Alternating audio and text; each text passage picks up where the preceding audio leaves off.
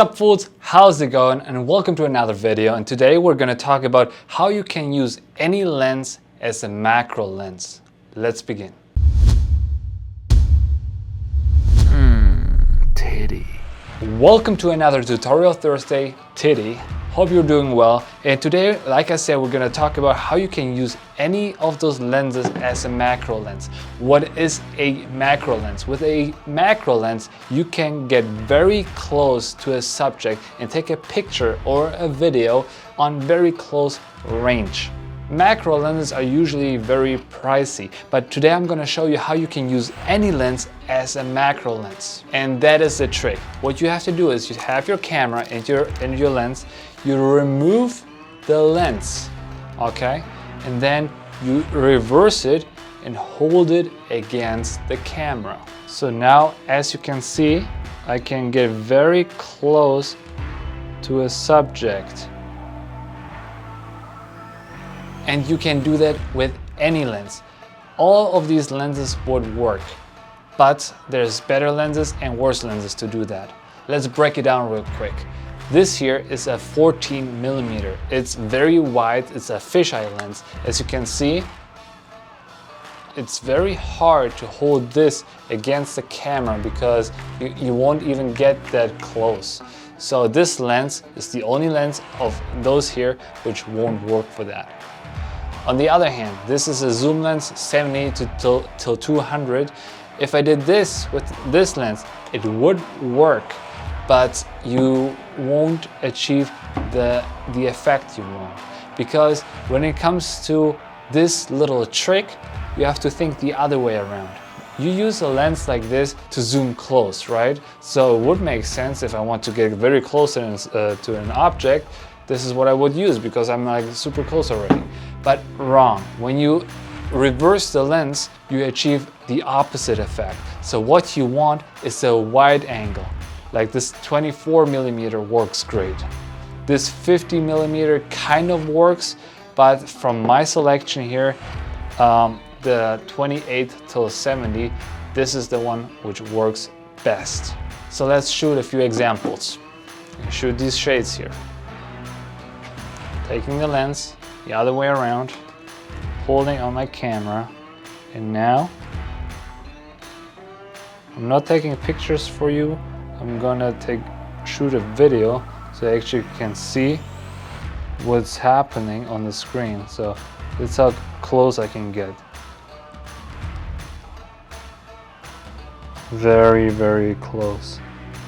This is macro photography or videography in that case. Let's take a different example.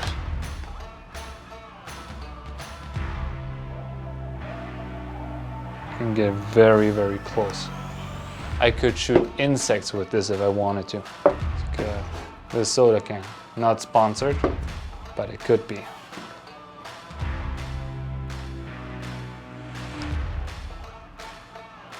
When you do these things, keep in mind, everything you do with the lens, you want to do the other way around.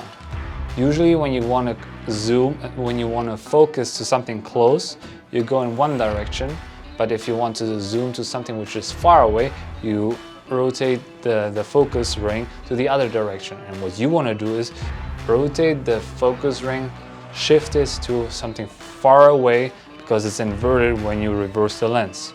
Next. Let's take this $100 bill, which is fake. I don't own $100. Another thing to bear in mind is you have no control over your f-stop. You can't change the exposure. You can change the shutter. You can change the ISO. So in the best case scenario, you have a lot of light. That's why I have this light here right in my face so I can light it properly.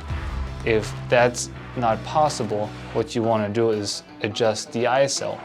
But this camera's ISO is not as great as this camera's, for example, so I keep it on 800, but I have more light available, so that works here. Let's take this gun here, which is a prop, it's not real. See how close I can get? With this you can get super cool shots. Almost like Fight Club. See how out of focus that is? Rubik's Cube.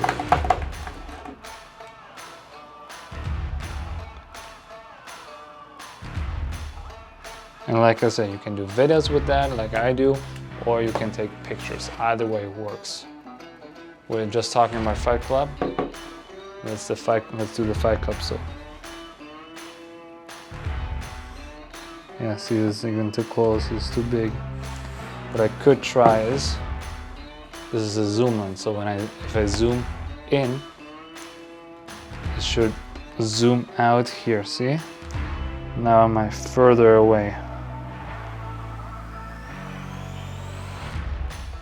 Which basically removes the macro effect, really.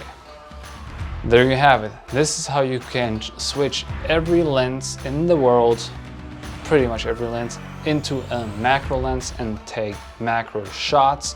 I hope that was helpful. If you have any questions, please let me know in the comments below, and have a great Tutorial Thursday.